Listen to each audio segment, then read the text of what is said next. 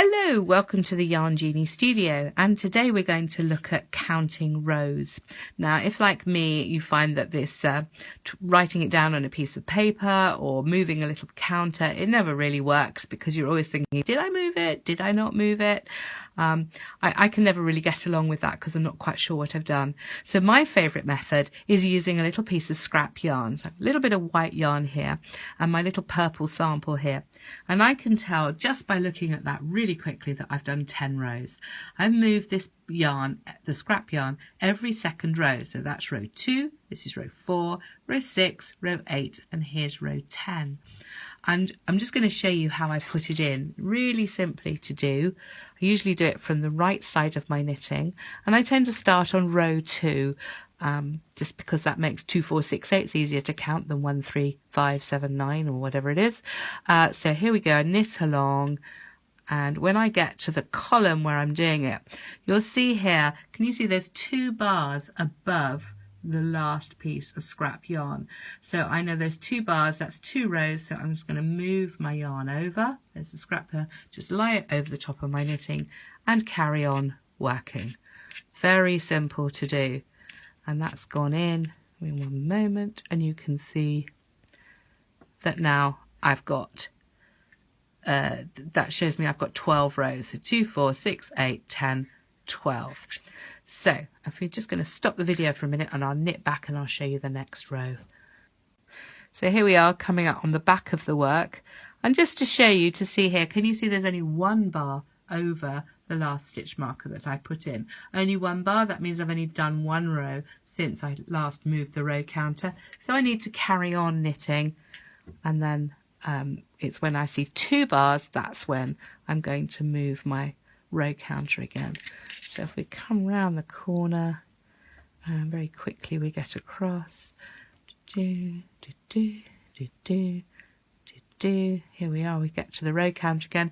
Now I've got 2 bars. Oh, right, I need to move it again. So I move that across and just carry on working over the top of it. So it's a really simple thing to do. What I love about this is that it's really obvious when you haven't done it.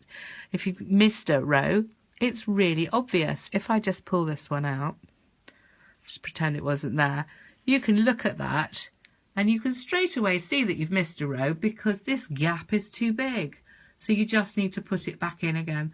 I'll often fish it through with a crochet hook if I need to, or I'll just poke it back through next time I come past those stitches.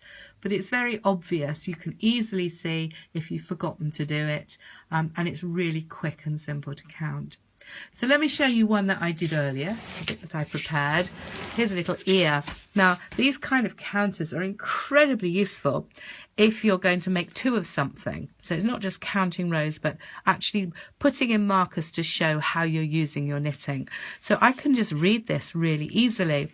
What I've got here is I've got 2, 4, 6, 8, 10, 12 rows in the pink, and this is the increase rows, the setup. This is a rabbit ear, by the way. And then we've got some knitting straight. Now I've got 60 rows I needed to do straight. So what I've done here is I've counted them using the white yarn, but every 10th row I've just moved across to a different column, and that just makes the 10s really quick to count. So I can do that 10, 20, 30, 40, 50, 60 rows. Really quick and simple to count. It's very easy to see where I am.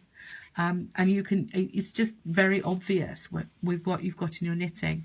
The yellow markers I've put down where the decreases have happened. So we've knitted this down to a point, and this is decreased every 3rd row.